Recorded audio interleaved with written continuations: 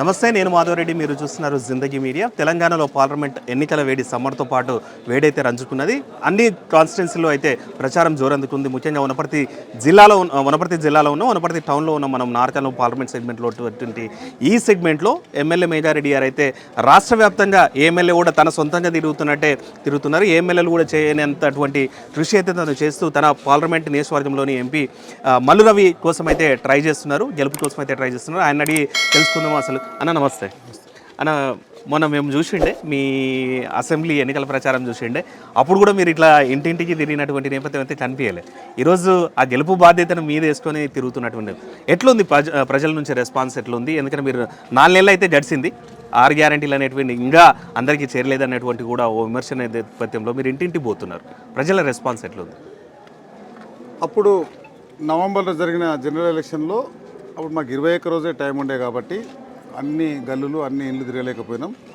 అప్పుడున్న పరిస్థితిలో వనపర్తి ప్రజలు కానీ వనపర్తి పట్టణ ప్రజలు కానీ నా ముఖం చూడకుండా కూడా కాంగ్రెస్ పార్టీని చేయి గుర్తును ఆశీర్వదించి నన్ను ఆశీర్వదించారు. వాళ్ళందరికీ ధన్యవాదాలు చెప్పుకుంటూ దాంతోపాటు పార్లమెంట్ ఎలక్షన్ దృష్టిలో పెట్టుకొని మల్లు రవి గారికి ఆశీర్వదించమని ఇంటింటికి కాంగ్రెస్, వాడవాడకు కాంగ్రెస్, గల్లీ గల్లీకి కాంగ్రెస్ అనే పేరు మీద మేము ప్రతి ఇంటికి పోయి మేము చెప్పిన పాత 6 గ్యారెంటీలు ఇప్పుడు ఏబోయే 5 గ్యారెంటీల గురించి ప్రజలకు చెప్తున్నాం. ప్రజల్లో చాలా పెద్ద ఎత్తున వాళ్ళు స్వాగతం పలుకుతూ ఉన్నారు. పెద్ద ఎత్తున వాళ్ళు చిన్న చిన్న ప్రాబ్లమ్స్ కూడా ఉన్నాయి. వనపర్తిలో డ్రైనేజ్ వ్యవస్థ కానీ, సీసీ రోడ్స్ కానీ, వాళ్ళకు ఇండ్లు కానీ చాలా ప్రాబ్లమ్స్ ఉన్నాయి. రేషన్ కార్డ్స్ లేవు గడిచిన 10 సంవత్సరాల నుంచి. అన్ని సమస్యలు చెప్తా ఉన్నారు. వాళ్ళు ఎలక్షన్ కూడా అయిపోయిన తర్వాత అందరికి చేస్తామని వాళ్ళకు మాట ఇచ్చుకుంటూ కాంగ్రెస్లో ప్రచారంలో భాగంగా మేము ఇంటింటికి వెళ్తున్నాం. ఇంకోటి, ఈరోజు సీఎం గారు కూడా ఎమ్మెల్యేలు అందరూ కూడా గ్రౌండ్కి వెళ్ళాలి, మినిస్టర్స్కి ఇన్ఛార్జీలు ఉన్నారు, వాళ్ళకి ఎంత బాధ్యత ఉందో ఎమ్మెల్యేలకు కూడా అంత బాధ్యత ఉందన్నటువంటి నేపథ్యం చెప్పినటువంటిది. అయితే రాష్ట్రంలో ఎక్కడ కూడా ఇట్లాంటి పరిస్థితి అయితే కనిపిస్తలేదు. వనపర్తిలో అయితే స్పెషల్గా కనిపిస్తుంది. అంటే మేజారెడ్డి స్పెషల్ ఫోకస్ దాని మీద పెట్టారా? అసలు ఏంది అసలు? అంటే మల్లు రవి గారి కోసం, మొన్న మీ అందరి కోసం కూడా మల్లు రవి గారు కష్టపడినటువంటిది ఏంటి అసలు? మార్నింగ్ 6కే లేచి గ్రౌండ్లోకి వస్తున్నారు. స్పెషల్ ఫోకస్ ఎందుకు పెట్టినామంటే వనపర్తిలో గడిచిన ప్రభుత్వంలో ఇక్కడున్న ఎమ్మెల్యే, అప్పుడున్న రాష్ట్ర ప్రభుత్వం మేము ఇక్కడ తెలంగాణ రాష్ట్రంలో వనపర్తి నెంబర్ 4 అని మేము చాలా డెవలప్ చేసినామని చెప్పుకుంటుండే. అది ఏం డెవలప్ కాలేదు, అది వనపర్తి ప్రజలకు తెలుసు. దానిలో భాగంగానే మొన్న జరిగిన ఎన్నికల్లో దాదాపు 1,07,400 ఓట్లు కాంగ్రెస్ పార్టీకి వేసి, నాకు తెలిసి తెలంగాణ రాష్ట్రంలో ఒక 4-5 కాన్స్టిట్యూన్సీలో వనపర్తి కాన్స్టిట్యూన్సీ ఒకటి 50.25% ఎలక్షన్ ఓట్లు వేశారు. సో ఓట్లు వేసిన వనపర్తి ప్రజలకు ఏ రకంగా మేము రుణం తీర్చుకోగలము, ఏ రకంగా వాళ్ళకి న్యాయం చేయగలమనే ఉద్దేశంతో మేము ఫుల్ పేజ్ గ్రౌండ్లో ఉన్నాం. నెంబర్ 1. నెంబర్ 2, మల్లు రవి గారిని గెలిపించుకుంటే కాంగ్రెస్ పార్టీ కేంద్రంలో అధికారంలో రాబోతుంది. మల్లు రవి గారు సీనియర్ నాయకులు కాబట్టి, ఆ కాంగ్రెస్ కుటుంబం కాబట్టి ఆయన రాబోయే రోజులలో రాహుల్ గాంధీ గారు ప్రధానమంత్రి అవుతారు. ఆయన క్యాబినెట్లో మల్లు రవి గారు కేంద్ర మంత్రి అవుతారు. కేంద్ర మంత్రి అయితే వనపర్తి నియోజకవర్గానికి చాలా అవసరాలు ఉన్నాయి. ఇంతవరకు రైలు ఎక్కలే వనపర్తి ప్రజలు. రైల్వే లైన్ వస్తుంది, గద్వాల మార్చర్ల లైన్ వనపర్తి. దాంతోపాటు ఒక ఫారెస్ట్ యూనివర్సిటీ అవసరం ఉంది, కేంద్రీయ విద్యాలయాలు అవసరం ఉంది. చాలా డెవలప్మెంట్లు ఉన్నాయి.